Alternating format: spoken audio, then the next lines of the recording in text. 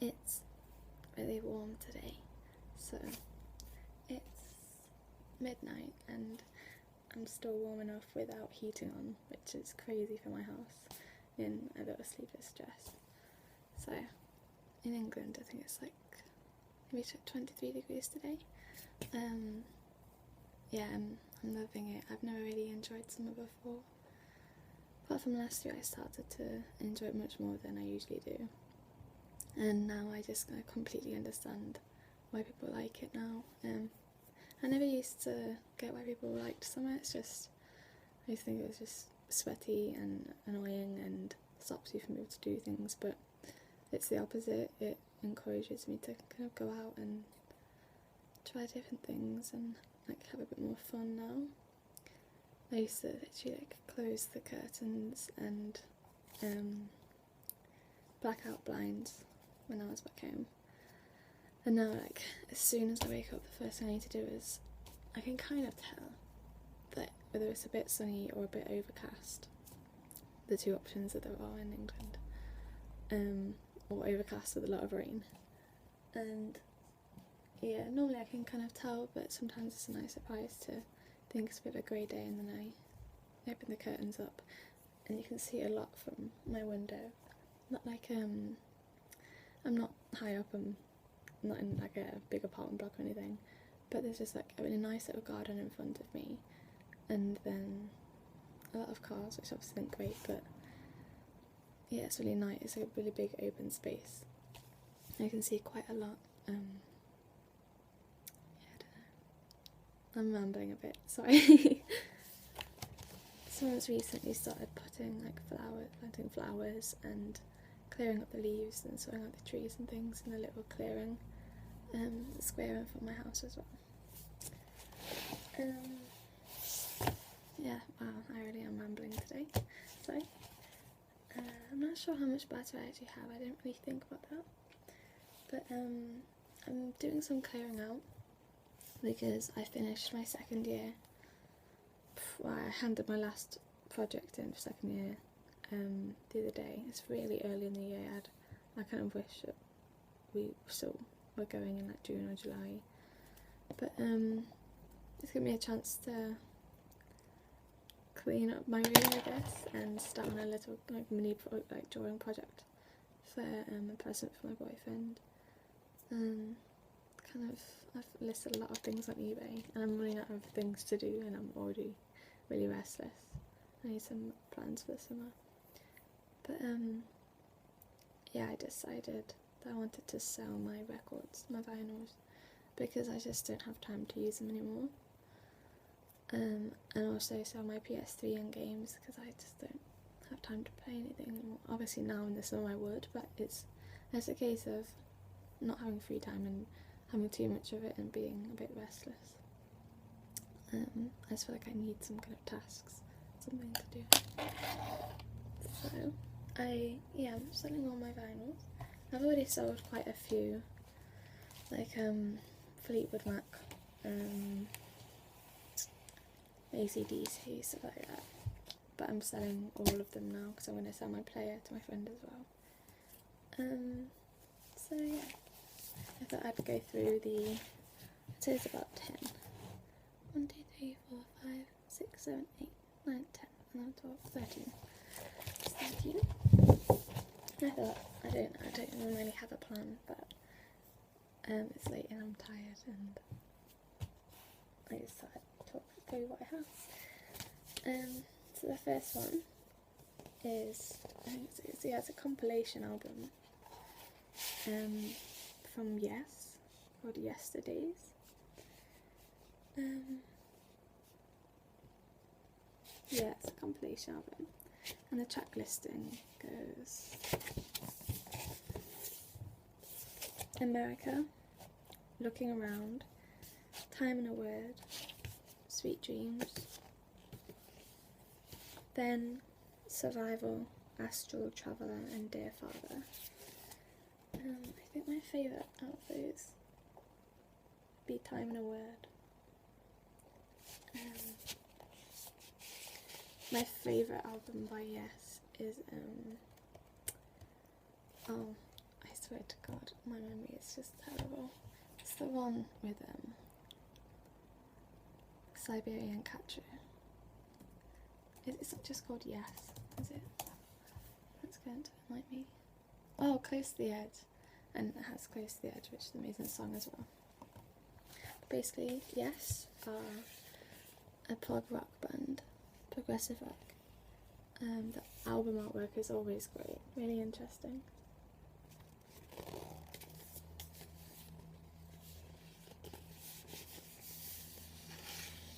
It's a shame, for the first time in several months I don't have nails on. Normally I have really long claws that make perfect scratching sounds. But once I don't have them, they started falling off, and then yeah, I'm trying to budget and make a bit of money because I'm going on some trips soon, and I've just come back from Amsterdam and Rotterdam.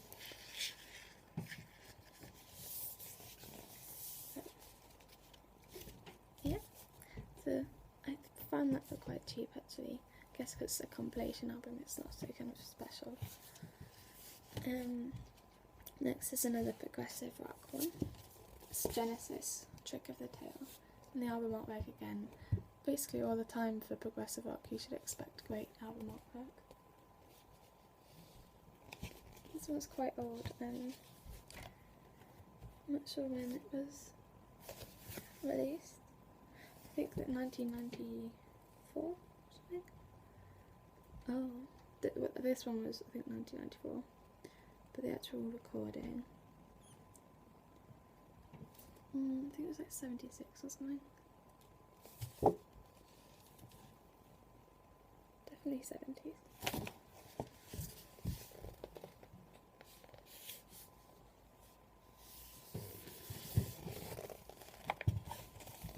I don't think either of these are particularly special. Oh, they have nice. This one has a nice sleeve cover. It's basically the same design, but like carrying on. So none of it's repeated on both sides. This one's not in the best, purest condition, but it's still playable, obviously. I'd love more than anything to see one of my designs on like a vinyl cover or a CD cover, or I think my dream job, I really want to go into songwriting, but if I could have my perfect job, which I don't really think there is like a kind of industry for this, but to create like illustrations for film covers or like adverts. Nowadays you don't really see any of that. It's usually just kind of digitally mashed together photos of the characters and some kind of like plain background. I mean, I love film covers, they can be amazing. Stuff like that one with Colin Farrell. I can't remember, The Lobster thing. Yeah, they can be okay digital ones, but I think the best time for film covers was probably like the 80s, or yeah, 70s or 80s. I've really kind of gotten into the aesthetic of like 70s and 80s and maybe early 90s horror, like kind of B-side, like not so much slasher, but the really kind of terrible looking ones with a really strong, bold kind of custom-made fonts for the film. There's actually a film that I want to watch, Sleepover Slaughterhouse Part 3, and it's just for the font on the front, on the beginning of the building, of the film. Building. But yeah, I can't find it anywhere. Even Google doesn't come up with anything about it, but it's definitely an actual film because someone was watching it on Instagram. Yeah, I think it's just one of those that's so old and so kind of low budgety and not impressive that even Google doesn't kind of get a hold of it. It's only if it's like either end of the spectrum, like kind of okay or good, or just so ridiculous like Trolls 2. The next one is very different to prog rock. Metal. Pantera, Far Beyond Bootleg. So this is a live one. Normally I don't really like live albums, like a lot of the time, especially not to buy on like CD or DVD. It's fine on like YouTube, like the unplugged sessions with like Alice in Chains and Nirvana are, I think, better than the regular one, the actual studio albums. And like Mount Kimby's song Maybes that played live at Abbey Road was amazing. But I don't know, I think it was the only Pantera vinyl I could find I came across that day, and I just really wanted it. It's still quite new looking. I don't think the inner is too exciting. The next is more prog rock. It's Rush, A Farewell to Kings. The person that showed me Rush, he loves more than anything, and I think that in his house he has like a lot of vinyls in frames. I think that this is one of the chosen Rush ones. I think he also has Grace Under Pressure. No, not Grace Under Pressure. I think he has a couple of the Rush ones. Rush always have great album covers, even up to Clockwork King. Oh, I really can't remember anything. I don't know what it is today. But yeah, they use the Starman on the inner. That song's just really, I don't know, simple but good anyway. Unfortunately this one's a bit kind of torn, not so looked after. It's annoying, this is actually the only Rush vinyl I've ever had, and I would love more than anything to have like 2112 on vinyl just to listen to just once. Next is MF Doom, Food. So this is quite different from like a lot of the things I've shown you before. It's much more hip hop. If you like Wu-Tang Clan and you haven't listened to MF Doom, I doubt it. Yeah, it's got more sides, and the artwork's really interesting as well. I can't remember. I have a feeling that he might have painted this himself.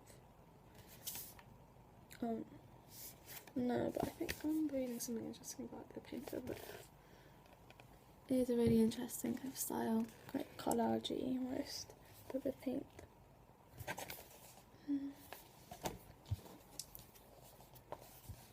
Yeah, I'm not sure how much butter I have, so I'm not going to read all of the song chop listing out. But Beef Wrap and One Beer are like some of the best on this. They're probably like the most known actually. Next is, I had to buy this because it wasn't too expensive, and the full, I think it's about 10 minutes long. So it might even be like 11 minutes. The full song for Bat Out of Hell, the full version, is just incredible.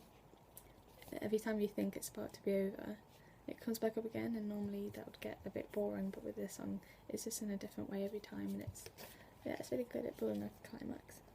First, Meatloaf, Bat Out of Hell.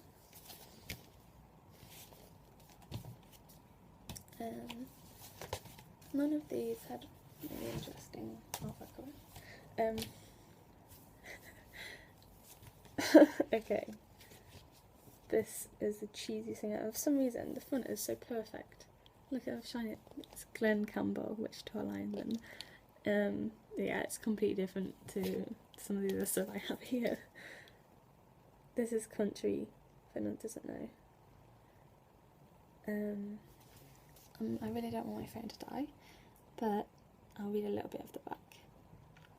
From being a mere minority interest, country music has now entered the mainstream of pop music, and much of the credit must go to Glen Campbell, the easy-mannered singer-songwriter who has smashed the barriers with his hit of string of hit records and top rating TV shows. Yeah, it's really just cheesy, like 60s, 70s country. I love it. I don't relate to any of it at all, but it's great. Next, this is in like a protector. I found this at like a market seller. He let me like listen to as many of the vinyls I wanted to, like before I made a decision about buying them. And I came across this and I was looking at it because it just looked really interesting, but I'd never heard of the band. And he started talking to me about them, and it's really nice and helpful. And yeah, it's a shame that I'm not sure. I've never actually checked YouTube for these songs because I just have them on this. But I definitely want to keep listening after I've hopefully sold this. So this is Nuclear Assault, Good Times, Bad Times.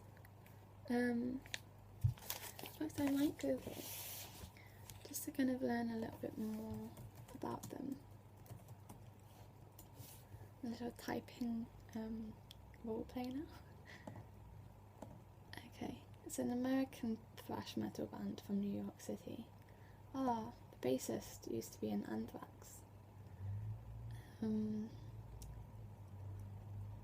They split up the year that I was born, but then they reunited again years later. Yeah, I can't really think of anyone else that they're with that would be that they're similar to. That would be that kind of well known, but yeah, they're definitely good. So that's thrash metal.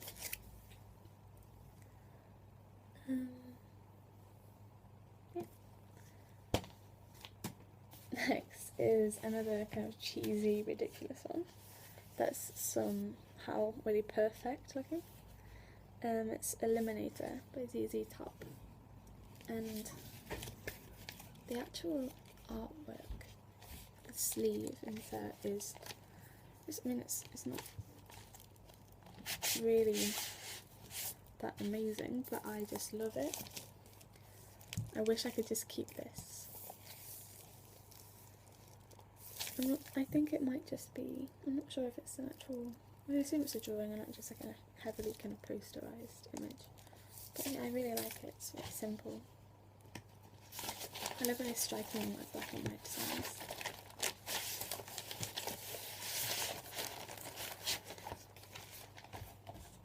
So, 4 left.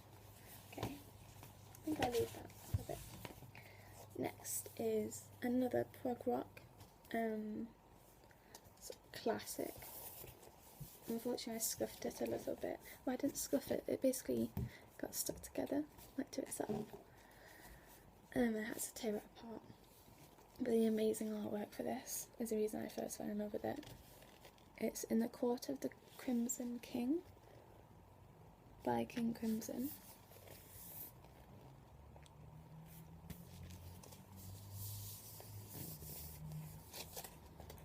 So it's basically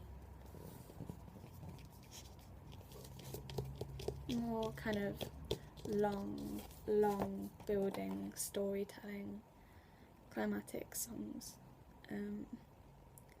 with just like amazing technical use of instruments, kind of really kind of interestingly vocalised lyrics, and sometimes they're really sparse, and you won't hear them for several minutes. But yeah, it's an amazing album. It's a shame that it got scuffed, but it's so clean otherwise. Then I have I wish I could have had this and the Alice in Chains Unplugged session, but I have the Nirvana one. I have a feeling that no, that artwork was quite normal as well. Apart from the actual, I don't know what it's called, I can't remember. But on the actual vinyl itself, it's a nice pink colour, so it's quite cute. The Nirvana one's not too special, but yeah, this is like a kind of compilation, a live one, so it's basically a mix of two things that I wouldn't normally like or that aren't normally cared about, but it's just such an incredible session. And I will read the track listing out, because apart from a few, it's only missing like a few of my favourites basically. It says About to Go, Come As You Are, one of my favourites. Jesus Doesn't Want Me for a Sunbeam, The Man Who Sold the World, David Bowie cover, another amazing one. Penny Royalty, Dumb, which might be one of my top favourites. Polly, amazing. On a Plane, Something in the Way. If you're feeling like you just want to wallow in yourself, then that's the perfect song. Plateau, Oh Me, Lake of Fire, All Apologies, and Where Did You Sleep Last Night? So it's missing like Rape Me and Dive, and apart from that, there are loads of amazing ones, but I've heard those two as well. They'll probably be like the perfect kind of compilation album. And then I bought this, and I'm not sure, I bought it brand new, I'm not sure why, but the first play that I had of it, it already had some kind of skips. I'm not sure if it's just dust that I somehow got on it, or what. I don't know too much about vinyls or how to kind of clear or kind of restore them, I guess. I'm sure it's really easy and that people will be able to do it and fix the songs, but I don't want to ever get messing with something that I'm not too sure about. I'll probably just make it worse. But this is LP1 by FKA Twigs. I love FKA Twigs. I've listened to her for quite a few years now. And yeah, this has got Preface, Lights On, 2 Weeks, Hours, Pendulum, Video Girl, Numbers, Closer, Give Up, and Kicks.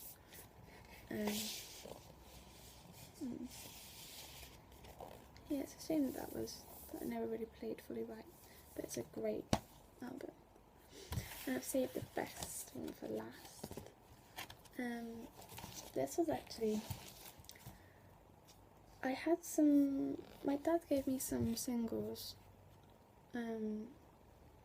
about a year or two ago. He let me choose basically the ones that he had left before he kind of sold them on. But yeah, I just kept them, hoping that I'd eventually get a record player.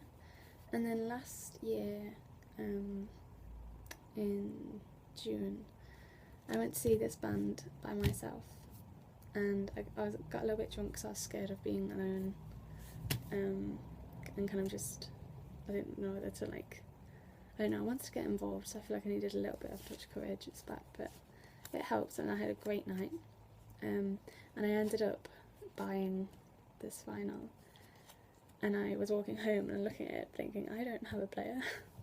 But so I ended up buying one not too long after. I'd been thinking about it for quite a long time anyway, but it kind of pushed me into it, and I quickly kind of got the others, well, kind of spread out over the past year. But yeah, I just don't have time, like, it takes up space and it's a bit kind of clunky, and yeah, I'm trying to get rid of as many things I don't use a lot. But this is sludge metal. They're from, I think, is it Detroit? I honestly know so much about them. My memory is just terrible right now. American sludge metal band from New Orleans. They're founded in 1988. Yeah, so it's I Hate God. And I first heard of them from watching the film Gummo. They were on the soundtrack. I don't know why I can't. My memory is so bad. I know what it is. I think my mind is just too tired to bother coming up with. It's Serving Time in the Middle of Nowhere is the song. I don't need to Google. It's a great kind of moody. It's more than just moody, but it's not a kind of happy song at all. If you like pop and just that kind of thing, it's probably bit too angry, but it's a great song and it's really fitting for the film, which is also a kind of angry, not very happy film. But yeah, it's, I don't know, this album isn't my favourite, but I looked so hard and so long for There Were This, and this was, I mean, I got it at the gig, and even outside of that, it's pretty much the cheapest kind of I Hate God album I've found on vinyl. Yeah, it's beautiful. I tried to keep this as kind of clean as possible. I also bought a tote bag on that night, and I also had one before the CD compilation. Oh, and the best part, Jimmy Bower, the guitarist of I Hate God, and oh god, I can't remember his name. Yeah, Jimmy Bower was the drummer for Pantera, and yeah, now he's the guitarist of I Hate God. And when I was kind of at the bottom, just underneath the stage, right in front of them, I was kind of really getting into it just like everyone else, and I kind of made eye contact with Jimmy Bower, and he noticed some of my tattoos and just kind of gave me a little nod. And then later on at the end of the show, it was quite a quiet, intimate little gig, much quieter than I was expecting. Not actually during when they were playing, but just kind of the space was a bit smaller and cozier and more intimate. And yeah, when they finished, I got up on stage with them and started talking to them about Gummo, and we had some pictures together, had some drink. Like, they were really so nice for the kind of music they play, like sludge metal. So definitely meeting Pantera's drummer was one of the best at times. I don't go to gigs very often, partly because of money, partly because, I don't know, I can be quite socially kind of anxious sometimes, but at gigs I usually kind of free up anyway. But yeah, it's unfortunate I don't go to enough. Yeah, that was the great thing about going to see I Hate God. And the inside, the actual vinyl itself, I'm not sure if they're all like this. I have a feeling that the woman that sold this to me, like the merch person at the show, said that these were like a limited edition version. So it's actually like kind of transparent. I'm on Tumblr. Hello. So yeah, it's a kind of transparent red. It's great. And it's really thick as well and kind of durable. So yeah, those are my vinyls that oh wow, it's been recording a long time. Those are my vinyls that I'm putting up for sale. Yeah, I just thought it was a good excuse to kind of show you through them. I actually am selling some PS3 games as well, I mentioned that earlier. So I might, they're the last 9 that I kept. I also sold some of those like a few months ago as well. I had like a lot more, but I kept these 9 because they were my favourites, just like, well... And I think, I'm not sure why I didn't sell these. Some of them are my favourite, some of them like the Glen Campbell one, I think it's just something like fun to have. But yeah, I might make a video talking about the PS3 games as well. People have been asking for ones about my tattoos and my recent kind of artwork as well. Yeah, I might do those at some point, but I know that there'll be some kind of controversy tied to it. I mean, there'll probably be controversy tied to this somehow. People will be able to tell I'm high as fuck. People will hate I Hate God. People will not understand Nirvana. Like, people, yeah, I don't know. Yeah, I just wanted to make this video. And people have been wondering when I'm going to disappear again, and I'm really hoping not. And now it's summer, I'm hoping to not have too much free time, but hopefully I'll have a bit more free time to make some videos as well. Yeah, I know this one wasn't kind of requested, and it's a bit random. I thought I'd just make it before going to bed. It's 21 minutes past midnight now.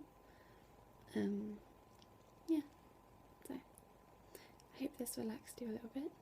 This was probably a bit kind of subtly, like subconsciously inspired by watching Elizabeth ASMR's kind of like lipstick kind of show and tells, and her husband's game room and everything.